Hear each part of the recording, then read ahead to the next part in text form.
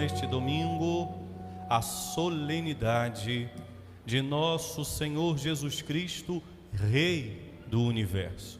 O último domingo do ano litúrgico, não o último dia do ano litúrgico. O último dia vai ser o sábado, domingo que vem, primeiro domingo do Advento, primeiro dia de um novo ano litúrgico. Iniciamos o ano, desculpem a redundância, do início. Por isso o ano litúrgico começa com o Advento, a preparação para o Natal. Por isso começa ali, preparando o Natal. E aí ao longo do ano litúrgico nós caminhamos a vida de Jesus, até chegar nesta solenidade deste hoje litúrgico, em que nós o celebramos Rei do Universo.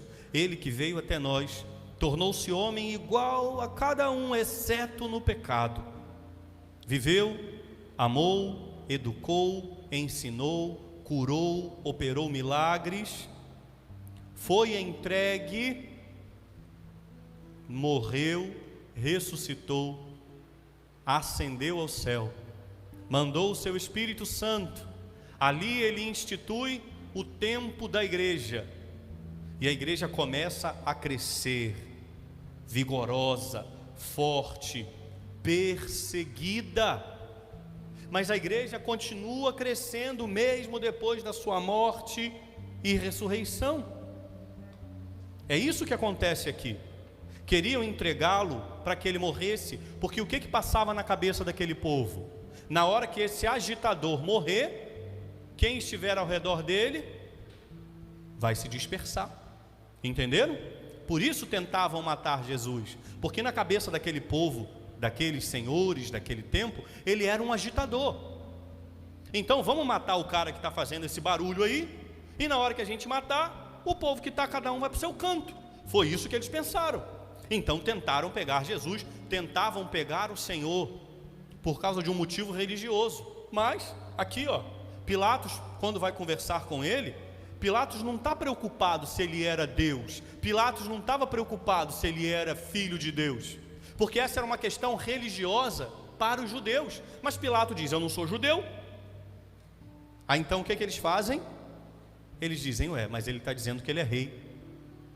Logo, quando eles dizem isso, agora peraí, agora você criou um problema comigo. Por qual o problema? Enquanto você está dizendo aí que você é Deus, que você é filho de Deus, eu não tenho nada quanto isso. Até porque os romanos, eles eram politeístas. O Deus de Israel era só mais um Deus para eles. Dentro de todo o panteão romano, que nós sabemos, dentro de todo o panteão romano, o Deus dos judeus era só mais um Deus, não tinha problema. O problema é quando ele começou a dizer na cabeça, vamos dizer assim, de Pilatos, que ele era rei. Agora calma aí, porque se você é rei, você cria um problema com a gente. Porque se você é rei, você se coloca contra o nosso César, o nosso imperador. Aqui é que entra. Estão entendendo aquele diálogo ali? É isso que está acontecendo ali. Então nosso Senhor, ele é entregue. Nós já sabemos o que acontece. Ele é entregue, sofre o flagelo, morre e ressuscita. Mas olha o que nosso Senhor diz no fim desse evangelho de hoje: eu vim ao mundo para isto, para dar testemunho da verdade, e todo aquele que é da verdade escuta a minha voz. Pare e pensa comigo. Você imagina você crescer do lado de um cara, que você vê que o cara faz uns trem diferentes. O cara multiplica o pão, o cara multiplica o peixe, o cara anda em cima da água, o cara cura o paralítico, o cara faz, daqui a pouco o cara morreu, pum, acabou. O que você ia fazer? Ir embora. Lembra dos discípulos de Emaús? O que eles estavam fazendo naquele domingo? Indo embora, porque eles não ficaram na cidade, eles não viram a ressurreição de Jesus, eles estavam indo embora, porque eles estavam vazios. Toda a esperança daqueles homens havia escoado, ido embora. Eles estavam voltando para a cidade deles. Agora pare e pensa, eles têm um encontro com Jesus, não só eles, mas aqueles discípulos que também estavam lá em Jerusalém. Você acredita mesmo que se ele não tivesse ressuscitado, aqueles homens iam continuar dando a vida? Você teria coragem de dar a vida por alguém que falou que ia voltar e não voltou? Você teria coragem de morrer por uma história que não teve fim? O cara falou que era o Filho de Deus, ele falou que ia fazer acontecer, agora ele está lá dentro daquele sepulcro morto. Você acredita mesmo que aqueles homens que seguiram Jesus continuariam a seguir um morto, alguém que morreu e ficou sepultado? É claro que não. Eu vim ao mundo para dar testemunho da verdade, e todo aquele que é da verdade escuta a minha voz. Por isso os apóstolos continuam. Gente, foram 12, somente 12, e a igreja começou a crescer. E a igreja começou a crescer, e a igreja começou a crescer, e foram chegando mais discípulos, e a igreja continuou crescendo, e a igreja continuou sendo perseguida. Dos 12, depois de Judas vem Matias, forma 12 novamente. Dos 12, só João não morreu martirizado. Todos os outros deram a vida por Jesus. Você acredita mesmo que aqueles homens teriam coragem de morrer por alguém que morreu e não ressuscitou? Vocês acreditam que eles iam ter peito de continuar com essa mentira, se fosse de fato mentira? É claro que não, eles iam embora, iam desistir. Eu vou morrer por quem falou que ia ressuscitar? Você está besta, eu vou tocar a minha vida.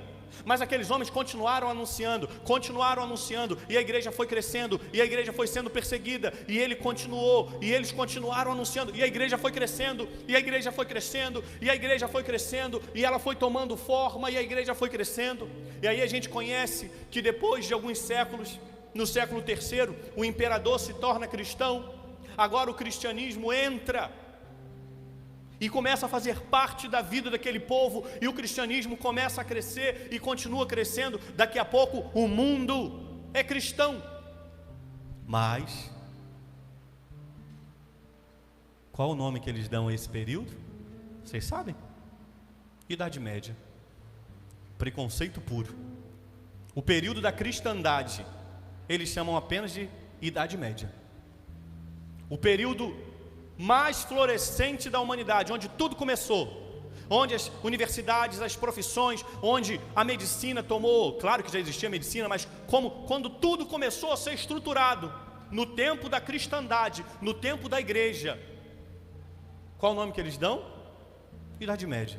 Pior, tem alguns professores que ainda chamam de outro nome: Idade das Trevas. Olha isso.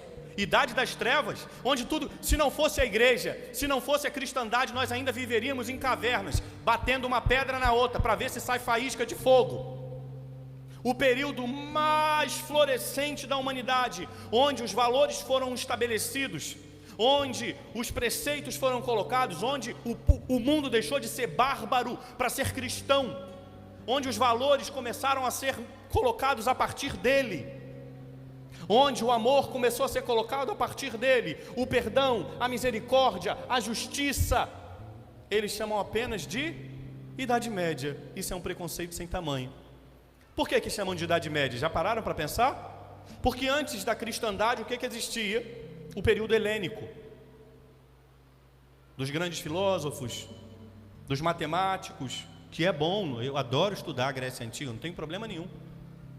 Mas aí, depois desse período começa a cristandade. Eles chamam esse tempo de somente Idade Média. Por quê? Porque está no meio, de mediano, de meio. Depois do período da Idade Média, o que vem? O Renascimento. Renascendo, o que está renascendo? O período clássico. Mas o período clássico era pagão, não era cristão. Vocês estão entendendo isso aqui? Vocês estão começando a entender o motivo pelo qual o nome é apenas Idade Média? Vocês estão entendendo porque alguns professores de história falam desse período como se fosse uma era diabólica, chamam de Idade das Trevas, onde o mundo cresceu, onde as coisas foram feitas, onde tudo foi criado, onde a coisa toda se formou. Mas eu preciso tirá-lo do centro, então eu o tiro do centro, porque esse período aqui é o tempo da cristandade. Mas como é que eu vou dar valor a esse tempo se Jesus aqui era o centro de todas as coisas? Então eu tenho o início, o meio, e agora eu tenho o renascimento. Voltamos a um paganismo. Veja o mundo hoje como está. Dá uma olhadinha. Voltamos a um paganismo. Voltamos a cultuar bichos. Tem gente que cultua bicho. Tem gente que faz de um bicho mais importante do que uma pessoa. E não venha falar aqui comigo que, ai padre, o senhor está sendo... Eu tenho mais bicho do que todo mundo aqui. Só cachorro eu tenho 4. Quem tiver mais de 4, parabéns, eu tenho 4. Se não tem 4, nem vem falar comigo. Só cachorro eu tenho 4. Mais a minha calopsita, Januário. Sim. E mais os meus peixes, já viram os meus peixes? É tudo meu. É tudo meu. O dia que eu for embora eu vou deixar aqui porque eu amo vocês. Mas de quando em vez eu vou entrar, não, só estou vindo ver meus peixes. Sim, o dia que o bispo me mudar, eu deixo aqui porque eu amo você, mas é tudo meu. Então não vem falar, oi padre, o senhor é preconceituoso com quem gosta de bicho. Não sou. Mas tem gente que cultua bicho. Tem gente que chama bicho de filho. Toma vergonha na tua cara. Ah, eu sou mãe de pet. Mãe de pet, você é uma cadela por acaso? Eu sou pai de pet. Ah, pelo amor de Jesus. Ser humano, bota no mundo, é outro ser humano. Ah, padre, isso é uma forma carinhosa de falar. Tomara que seja, mas tem gente que dá mais dignidade a um bicho do que uma pessoa. Passa em cima, pisa. Repito, não estou falando aqui, essa pregação está sendo gravada. Eu vou tomar pancada, você aguarda. À tarde eu já estou sendo espancado na internet. Não tenho problema. Antes agradar a Deus do que os homens.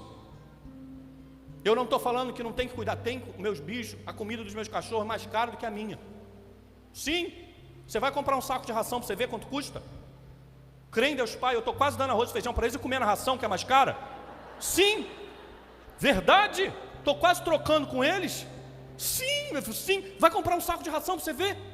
Estou quase falando assim. Né? Porque lá tem Chicão, Tom, e fala, troca comigo, me dá um bocadinho. Então não tem problema você ter bicho, pode ter o tanto que você quiser, cuida bem, leva no veterinário, dá banho, dá todo, dá tudo. Mas para de cultuar animal, porque não há animal, nasceu animal e vai morrer animal. E eu estou falando só da solenidade de Cristo Rei, hein? Mas quando você tira o Senhor do centro, quando nós tiramos Deus do centro, a gente começa a cultuar bicho. A gente começa a cultuar outro ser humano. Então hoje nós vivemos num período em que o homem é o centro, antropocentrismo, antropos, de homem. Então hoje o homem é o centro. Ah, não é não, padre, quer que eu te prove? Quando as pessoas vêm confessar, elas querem falar o que é pecado e o que não é. Você é Deus por acaso? Você criou o mundo em 6 dias e descansou no 7º? Você morreu na cruz e ressuscitou? Então para de falar besteira. Você não é Deus, você não pode falar o que é o que não é pecado. E tem gente querendo falar. Confessa seus pecados, meu filho. Ah, não tenho pecado não. Aí é o próprio Deus Todo-Poderoso. Ou então, meu filho, você fez isso? Filho, mas isso não é pecado. Quem disse que não é? É você que está dizendo. Tem gente querendo dizer o que é o que não é pecado. Tá ou não está brincando de Deus? Tem gente que está querendo dizer quando começa e quando termina a vida. Tá ou não está brincando de Deus? Não, a vida não começa agora não. Então o que é esse trem aí dentro da barriga da mulher? Ah, é um punhado de célula. O que vai nascer daí? Um elefante? Vai nascer o que daí? Um peixe? Ou vai nascer uma criança? Se for nascer uma criança, é criança desde a hora que junta o trem com outro trem. Juntou, tchum, é uma criança. Não interessa se tem 1, 2 ou 3 células. É uma criança. Que o que vai nascer dali é criança. E tem gente brincando de Deus, querendo dizer quando começa e quando termina. Ah, pode matar. Existem países, já ouviram falar de eugenia? Conhecem essa expressão? Eugenia. Eugenia é você purificar a raça. Tem que ser só os melhores. O que tem país querendo fazer? Querendo ver no ventre da mãe se a criança tem má formação. Se tiver má formação, mata, porque não é perfeito. Lembra dos casos dos anencéfalos aqui no Brasil? Como é que eu vou dizer que aquela criança não é uma pessoa? Ah, mas não tem cérebro. Então o que me torna ser humano é um anencéfalo, é ter cérebro. O que me torna humano? Tem gente querendo definir. Então pode matar, porque não tem cérebro. Entendeu? Está entendendo aqui? Saímos do período clássico, pagão, passamos pela Idade Média, Idade das Trevas, que não tem valor nenhum, e chegamos no Renascimento. Que renascimento é esse? O renascimento do paganismo, da cultura pagã. E tem um monte de católico entrando nessa onda. Tem gente hoje querendo dizer que o que Deus fez não fez e o que não fez, fez. Está entendendo? Vocês estão entendendo a minha pregação? Tem gente querendo dizer que o que fez, não fez, o que fez, está feito, o que não está feito, vai fazer. Está brincando ou não está brincando de Deus? Porque tiraram o Senhor do centro. Ou Ele é o centro, ou nós vamos começar a cultuar bicho, nós vamos começar a cultuar pessoas, nós vamos começar a cultuar o nosso ego. Ego sou eu. Ego significa eu. E quando eu tiro o Senhor do centro, no mínimo eu me coloco no centro. E aí eu deixo de declará-lo Rei e Senhor de todas as coisas. O que o Senhor está querendo dizer com isso, Padre? Nós precisamos trazer o Senhor de volta para o centro da nossa vida. Nós precisamos começar a trazer e colocar o Senhor de volta no lugar que é dele. Reina, Senhor. Reina na nossa vida, reina na nossa casa, reina na nossa família, reina no nosso relacionamento, reina na vida dos nossos filhos, reina nos meus pensamentos, reina nas minhas palavras, reina, Senhor. Porque se o Senhor não reinar, eu vou colocar um Deus estranho no seu lugar.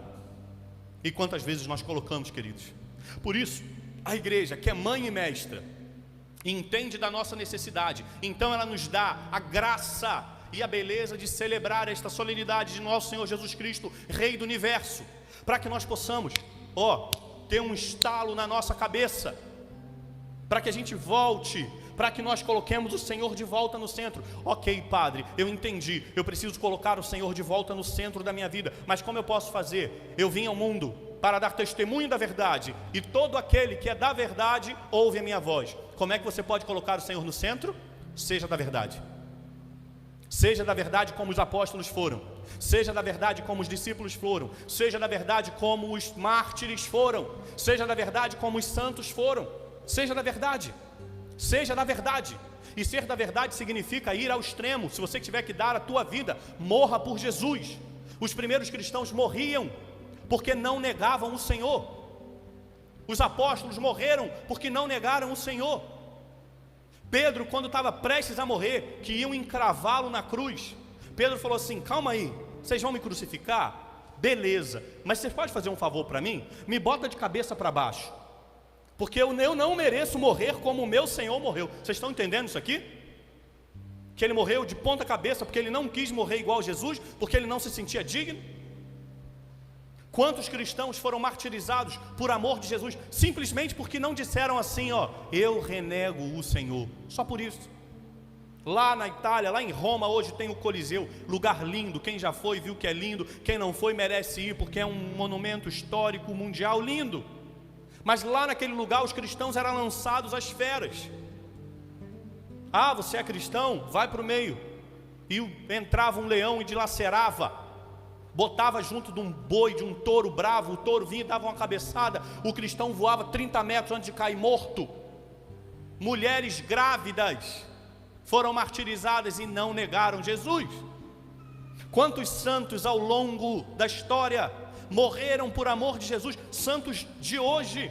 Existem cristãos sendo martirizados hoje, países em que cristãos são perseguidos. E sabe como é que eles descobrem que a pessoa é cristã? Deixa eu ver seu celular. Deixa eu ver. Tem um aplicativo da Bíblia, cristão morre. Imagina, porque você tem um aplicativo bíblico, você morre. Vou fazer uma pergunta para mim, não vou fazer para você. Essa pergunta é para mim. Padre Julinho, se você estivesse nesse país, você teria o aplicativo da Bíblia no seu telefone? Provavelmente eu não teria. Não sei. Eu acho que talvez eu nem teria telefone. Padre Paulo Ricardo, ele falou uma frase, eu estava dia desses ouvindo. Se você não escuta o Padre Paulo Ricardo, você está perdendo. Pode escutar. Vou criar uma lei aqui na Taquara. Quem não ouviu o Padre Paulo Ricardo vai ser preso. Vou ficar ali no portão com um terço na mão. Você escuta o Padre Paulo? Escuta, pode passar. Você escuta? Não, chupa na perna, toma uma chibatada aqui de terço. Vou fazer assim. Quem não escuta o Padre Paulo tem que escutar, porque aquele homem é bom demais. E Padre Paulo falou uma frase um dia desses, numa formação dele, que parece que foi um soco na minha cara. E eu não tenho problema de dar um soco na sua cara com a palavra do Padre Paulo, porque faz a gente acordar. Padre Paulo disse assim numa das formações dele: se Jesus voltasse hoje, agora, nós teríamos mais mártires ou mais Judas? Nossa Senhora, foi difícil até para eu dormir nesse dia. Duro, né? Se Jesus voltasse hoje, nós teríamos mais mártires ou mais Judas? Percebe? É isso que o Senhor espera de nós, que nós tenhamos a coragem de anunciá-lo. E como eu posso anunciá-lo, Padre? Você deve anunciar através da verdade, a verdade do Evangelho, não a sua verdade, não a verdade que você acredita, não a verdade que você quer que seja verdadeira, a verdade do Evangelho, a verdade que homens e mulheres morreram antes de nós, por amor de Jesus, a verdade do Evangelho. Ah, Padre, eu quero muito anunciar essa verdade. Se eu pudesse, eu até morreria por Jesus. Talvez a gente não pegue ainda esse tempo. Talvez a gente não pegue ainda esse tempo de morrer no corpo por Jesus aqui no Brasil. Talvez a gente não pegue, mas a gente pode morrer nas nossas manias, nas nossas crendices. A gente pode morrer nas nossas vontades, por amor de Jesus. A gente pode morrer nos nossos gostos. Nós estamos fazendo o jejum de Daniel. Hoje é o 14º dia. Você que está fazendo o jejum, você entende que você está morrendo um pouquinho na sua vontade? Quando você olha para aquela comida que você falou, Deus, eu vou te oferecer. Aí, quando eu comecei o jejum, gente, não estou brincando. Quando eu comecei o jejum, no primeiro dia, na segunda-feira que nós começamos o jejum, aqui no pátio da igreja, uma pessoa chegou, ex nihilo, do nada, e diz assim para mim, Padre Julinho, falei, opa, trouxe um negócio aqui para o senhor. O que trouxe para mim? O que eu tinha oferecido para Jesus. Estou passando raiva até hoje, porque está em cima da minha mesa, botei em cima da minha mesa, lá onde eu faço o terço da providência, que vocês veem lá, né? Ali é a minha mesa, a mesa da minha sala, está ali guardadinho, está ali. Todo dia eu olho e falo assim, vou passar vontade. Eu estou morrendo na minha vontade, está entendendo? É isso que o Senhor espera, para que nós possamos anunciá-lo. A gente vai precisar oferecer. Você já faz parte do meu grupão do WhatsApp? Se você ainda não faz parte, eu não sei o que está acontecendo com você. Você está perdendo a fé, minha filha? Você está perdendo a fé, meu filho? Não, Padre, eu nem sabia que tinha, eu sei, eu estou brincando. Eu tenho um grupão no WhatsApp. Eu fiz um grupão no WhatsApp. Esse grupão no WhatsApp, todos os dias tem liturgia da palavra, tem vídeo, tem formação, tem homilia minha. Tudo que eu boto na internet eu mando primeiro lá. Então se você ainda não faz... gente, tem gente do Brasil todo, tem gente que está vendo essa missa agora, de fora do Rio de Janeiro, e está no grupão. Como é que vocês da minha casa não estão no grupão? Tem que estar. Então vamos fazer o seguinte, no fim da missa eu vou te dar a dica para você entrar no grupão do WhatsApp. Eu quero que você esteja lá, porque lá eu mando áudio, eu mando formação, eu mando pregação.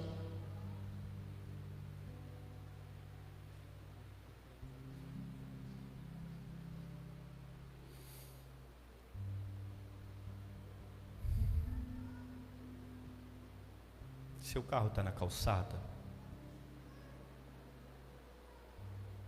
vai buscá-lo no depósito.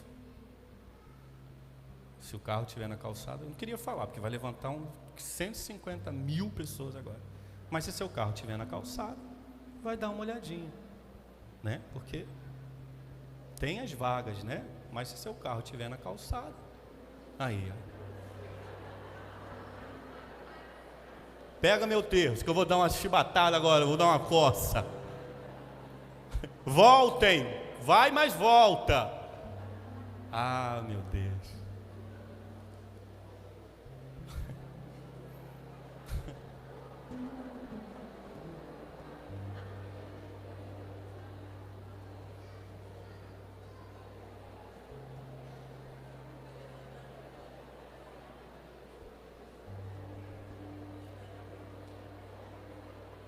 Ao Rei dos Reis consagro tudo o que sou. Canta comigo. De gratos louvores transborda o meu coração. A minha vida, cante você. A minha vida eu entrego nas tuas mãos, meu Senhor, para te exaltar com todo o meu amor. Diz para Ele: eu te louvarei conforme és tu, e cantarei louvores, pois tu és altíssimo. Celebrarei a ti, ó Deus, com meu viver. Cantarei e contarei as tuas obras, pois por tuas mãos foram criados terra, céu e mar e todo ser que neles há. Toda a terra celebra a ti com cânticos de júbilos, pois tu és o Deus Criador. Toda a terra celebra a ti com cânticos de júbilos, pois tu és o Deus Criador. Ou eu faço isso com a minha vida, ou Ele não vai ser rei da minha vida. Ou eu faço isso no dia a dia, ou Ele não vai ser rei, porque é tudo muito lindo. Essa canção diz: celebrarei a ti, ó Deus, ó, com o meu viver. Está entendendo? Cantarei e contarei as tuas obras. Sou eu, passa por mim. Ou eu vou declará-lo Senhor no meu dia a dia, na minha conduta, ou Ele não vai ser Senhor. É claro que Ele é Senhor, está lá coroado, sentado à direita do Pai. É evidente que isso acontece, mas isso precisa acontecer na nossa vida, no dia a dia. Então, quando eu abro mão de algo, quando eu abro mão de um pecado, quando eu abro mão de uma palavra feia, quando eu abro mão de uma superstição, eu estou trazendo o Senhor e estou colocando Ele de volta na minha vida. Eu estou colocando o Senhor de volta no centro. Vou dar uma dica, eu acabo essa homilia.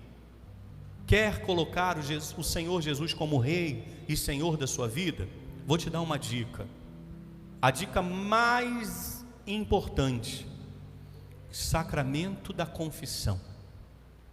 Porque no sacramento da confissão, o que você faz? Você tira tudo que está entulhando a vida, você tira tudo que está ocupando espaço, você tira tudo que está tirando o lugar dele, e você limpa a casa, e agora você diz: vem Senhor, e entra, e reina. Então escuta o que o padre está dizendo, você que está aqui, e você que está em casa, para nós terminarmos. Quer fazer de Jesus o Rei da sua vida? Vá se confessar. Padre, eu quero me confessar. Em breve eu vou trazer os horários de confissão para o Natal, porque como não vai ter ainda aqui neste vicariato o mutirão de confissão, eu vou colocar mais dias ao longo de dezembro, para que todo mundo se confesse. Por exemplo, vai começar a semana que vem o Cerco de Jericó. Todos os dias nós teremos confissão. Então já aproveita. Quer colocar Jesus como centro da sua vida? Se confesse. É o primeiro passo. E claro, depois, vida de oração, leitura da palavra, vida sacramental. É assim que nós colocamos Jesus como centro da nossa vida.